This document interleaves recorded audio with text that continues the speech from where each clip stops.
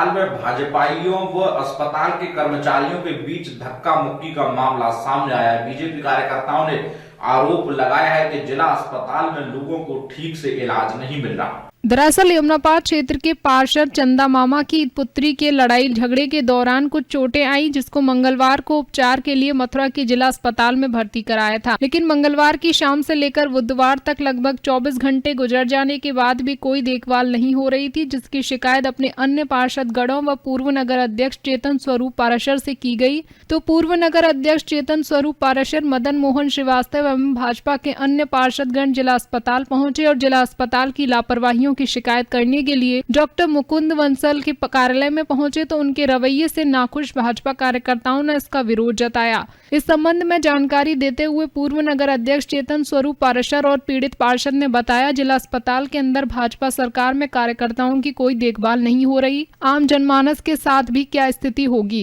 हंगामे को शांत होने के बाद सीएमएस डॉक्टर मुकुंद वंसल खुद मरीज का हालचाल जानने के लिए पहुंचे और तत्काल सिटी स्कैन के लिए भेज दिया। इस बीच भाजपा कार्यकर्ताओं और स्वास्थ्य कर्मियों के बीच धक्का मुक्की और हंगामा भी हुआ।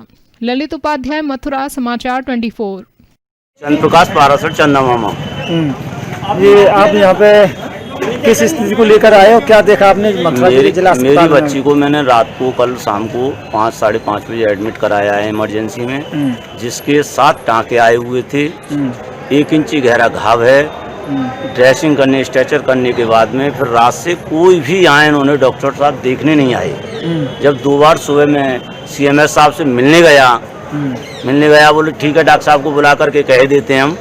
डॉक्टर साहब को कह दिया। डॉक्टर साहब अब 11:30 बजे तो कोई देखने नहीं आया। बोले सिटी स्कैन होनी है, एक्सरा होना है, क्या होना है। मैंने साहब कुछ तो बताएं, कोई देखने नहीं आया। आखिर मुझे अपने साथी पार्षदों को कहना पड़ा, हमारे महानगर अध्यक्ष जी को, चेतन जी को, बाबू जी को कहना पड़ा, तब जा करके अब ये कोई कार्रवाई इसमें ली पपोती की चल रही है। यहाँ इस तरीके की घटनाएं ये हो रही हैं, आखिर कैसे आम जनता का भला कर पाएंगे।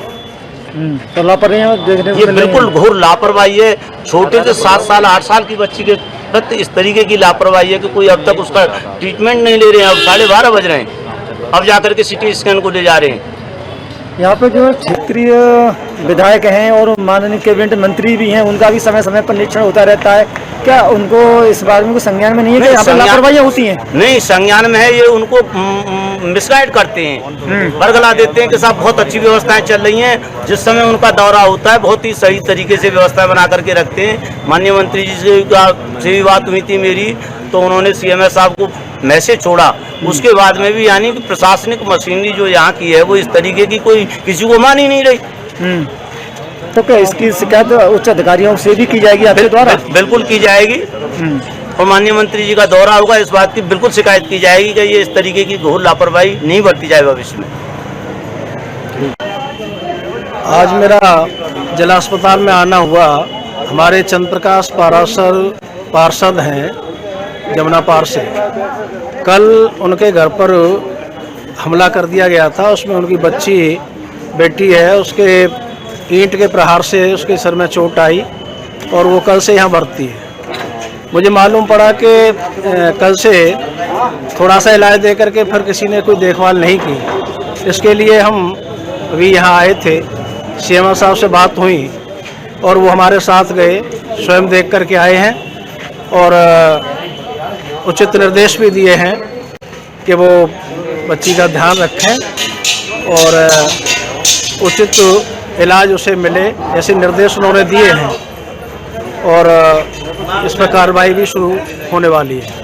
तो कुछ लापरवाहियाँ भी देखने को मिली, जिसमें कड़ा नरमी भी हुई है। हाँ, लापरवाही हुई थी, इसी वजह से तो यहाँ आए थे और उनसे कहा भी था। उनके स्टाफ के कुछ लोग उनका पक्ष ले रहे थे, उनको रोका गया और उनसे पूछा कि आप लोग कैसे बोल रहे हो, जब डॉक्टर साहब से बात हो रही है तो आप बीच में कैसे बोल रहे हैं। ये गलत उनका मकसद था और गलत उनका आचरण था।